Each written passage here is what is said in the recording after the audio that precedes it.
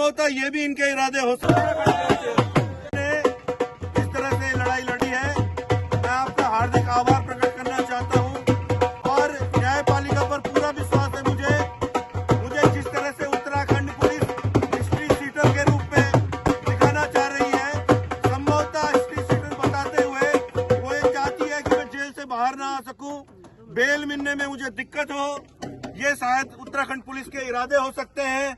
और संभवतः जिस तरह से आजकल हिस्ट्री सीटरों को गोली मारी जा रही है, उनके टांग पर गोली मारी जा रही है, तो संभवतः ये भी इनके इरादे हो सकते हैं कि आशुतोष नेगी को हिस्ट्री सीटर बताया जाए और एक दिन उसे कहीं पे गोली मार दी जाए। तो इन सारी चीजों के लिए मैं उत्तराखंड की जनता को कहना चाहूंगा कि ऐसा भी कुछ आशुतोष नेगी के साथ हो सकता है।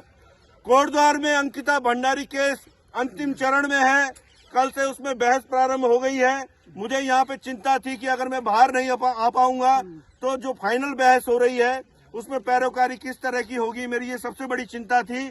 बाकी मैं रिलैक्स था, मुझ पर कोई दबाव नहीं था। आपको पता है कि मैं निर्भीक हूँ, मैं मौत से नहीं डरता और मौत जिनके लिए डर हो वो आंदोलन का राह जो है उस पर न चले, उसे छोड़ दें। तो मेरा सबसे अनुरोध है कि आगे हमारी जितनी भी लड़ाइयां हैं, ये तो एक छोटी सी बात थी, एक सैलरी के लिए हम वहाँ पे गए थे, अभी मूल निवास की लड़ाई हमारी वहीं पड़ी हुई है। भू कानून के नाम पे एक फर्जी भू कानून हम पर थोपा गया है। लिव इन कानून किसने मांगा? लिव इन कानून जो सनातन का अपमान करता है वो हम पर थोपा जा रहा है, हमारी संस्कृति का विनाश किया जा रहा है। पुष्कर सिंह धामी जो कि इस प्रदेश के सबसे भ्रष्ट मुख्यमंत्री है और उनका 1000 करोड़ का खनन घोटाला अभी 15 दिन पहले मैंने खोला था और उसकी ये मेरे को इस तरह से ये फर्जी तरीके से जेल में भेजा गया, तो उसको दबाने का प्रयास, अपने जो कुकर्म है उनको दबाने का प्रयास पुष्कर सिंह धामी कर रहे हैं। पूरे प्रदेश की जनता पुष्कर सिंह धामी के कुकर्मों को देख रही है। सनातन की बात करने वाली भाजपा और उनका मुख्यमंत्री लिव इन कानून पर यहाँ पर लागू कर यहाँ पर वैश्यावृत्ति को प्रमोट कर रहा है। हम ऐसे मुख्यमंत्री की ईंट से ईंट बचाएंगे। जितने इन्होंने खनन घोटाले किए हैं, जैसा मैंने आपको बताया कि 7 रुपए कुंटल के हिसाब से हमारे खनन जो संपदा है उसे इन्होंने औने पौने दाम पर अपने लोगों को बांट दिया और करीब 5 सालों में 1000 करोड़ का नुकसान प्रदेश को होगा।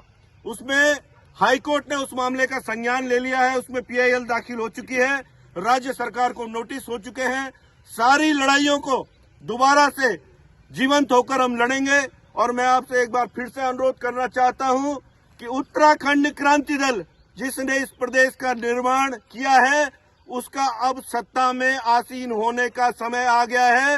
2027 के लिए आप सभी लोगों से अनुरोध है कि हमारी ये जो लड़ाइयां हैं, जो हम जेलों में जा रहे हैं, जो हम पे फर्जी मुकदमे लग रहे हैं, इसका कोई लाभ नहीं मिलेगा जब तक इस प्रदेश में सत्ता परिवर्तन नहीं होता और क्षेत्रीय दल की सरकार यहाँ पर उत्तराखंड में नहीं बनती। मैं समस्त क्षेत्रीय संगठनों से और जो हमारी युवा शक्ति अलग अलग मंचों से अलग अलग संगठन बनाकर, समिति बनाकर, मोर्चा बनाकर इधर उधर संघर्ष कर रही है, सबसे अनुरोध करता हूं कि अपना व्यक्तिगत जो आपका स्वार्थ है उसको पीछे छोड़िए, इस प्रदेश की जनता की भलाई के लिए एकजुट आइए। क्रांति का झंडा हमारे पास है, उत्तराखंड क्रांति दल, जिसको हर एक बच्चा जानता है, बुजुर्ग जानते हैं, सब जानते हैं, इससे बड़ा कोई नाम नहीं है।